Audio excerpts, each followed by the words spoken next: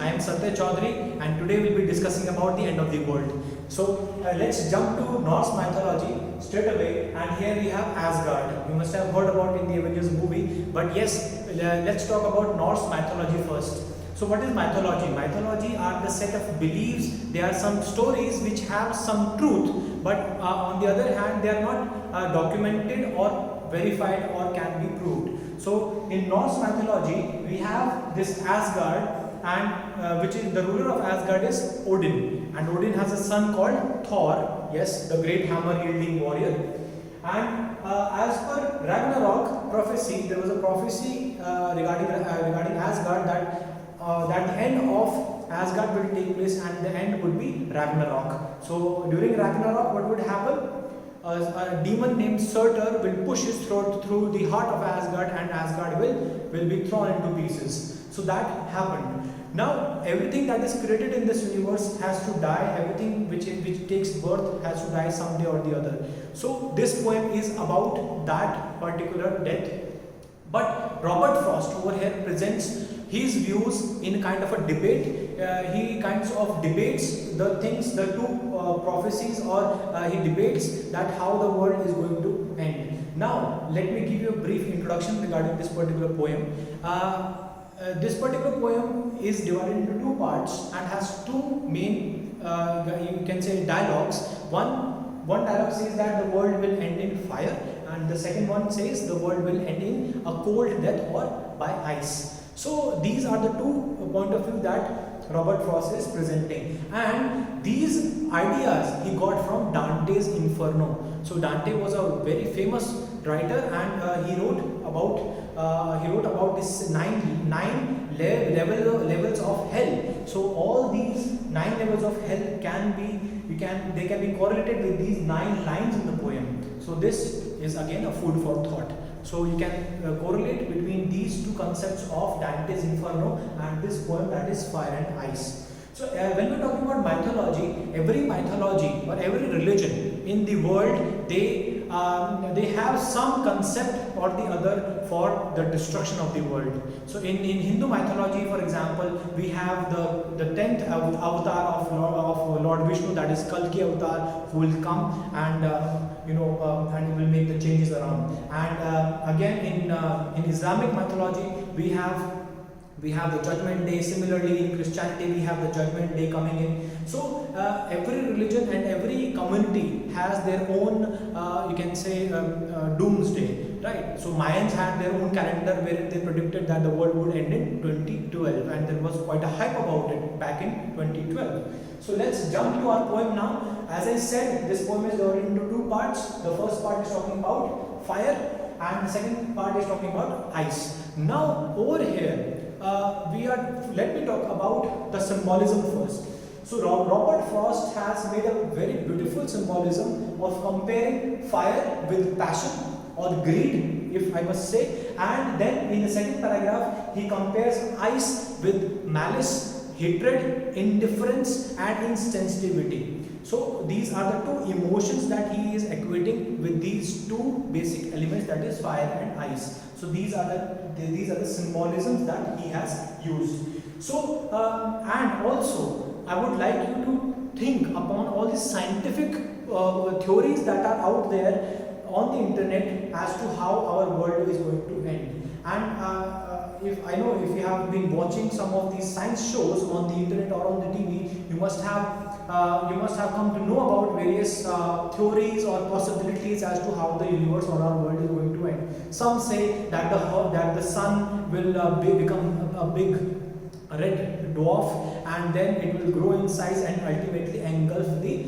earth, and life on earth will ultimately perish. Some say that the sun will shrink and the whole solar system will die into a cold death. Similarly, the same is being said for our universe as well. So whatever comes into life, ultimately it has to die someday. But the matter of how it dies remains a controversy, because we have to see it yet.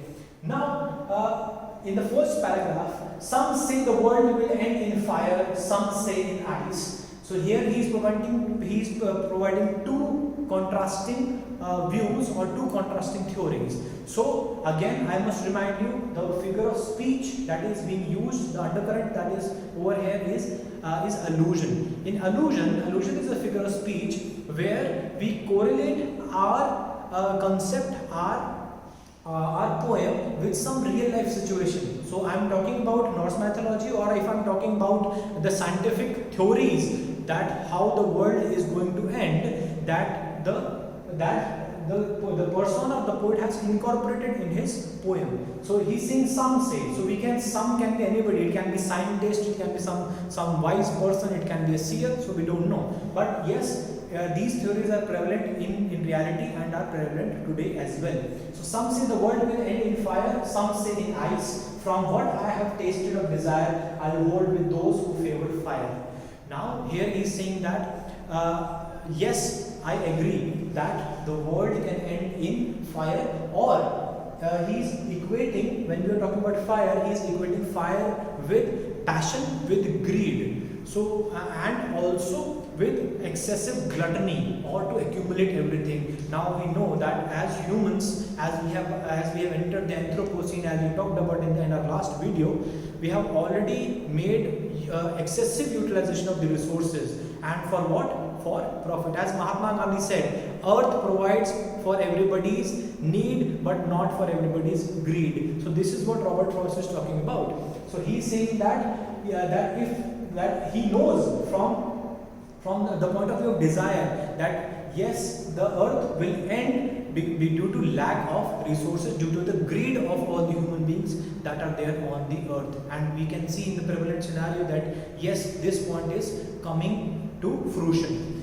In the second paragraph, he is talking about, but he is presenting a second point of view.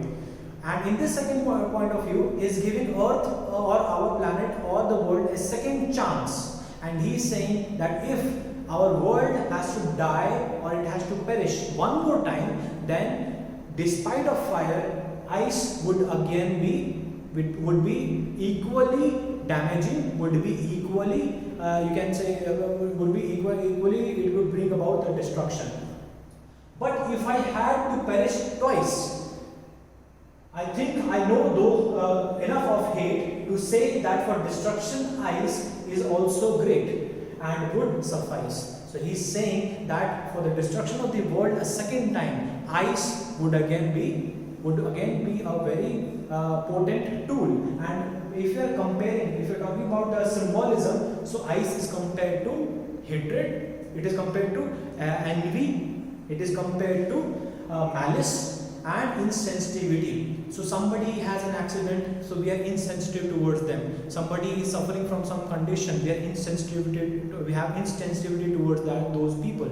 What is happening in Africa? People are dying of hunger, but we have our plate full. We are wasting food in our marriages, we are wasting food in our homes, we are wasting resources. On the other hand, we are insensitive towards the people who are deprived of all those resources. So that is what Robert Frost is talking about. The insensitivity of the people will lead to its doom, will lead to its destruction.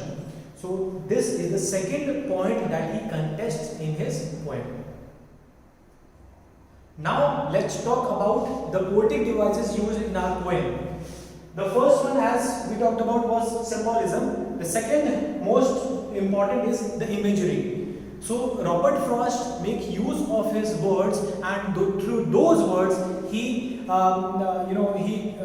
makes a virtual image as to how our world is going to end, and he does it very beautifully through his words, and therefore we can say imagery is being used in our poem. Next one is allusion. Allusion I already talked about, where some real thing, real theory, a real object, or any real document, book, or anything that is there in the real world is being mentioned in the poem or the chapter. That is called allusion. Then we have alliteration. Alliteration is the most simplest one that you can figure it out. Again, I would like you to do a small exercise, because we have done it in our previous videos and previous lessons regarding how to find alliteration. It is quite simple. So I have already underlined some of those. So what you have to do is you have to apply that concept whether if there is alliteration or not. This will be your homework. Then we have assonance. As I talked about assonance in my previous videos as well.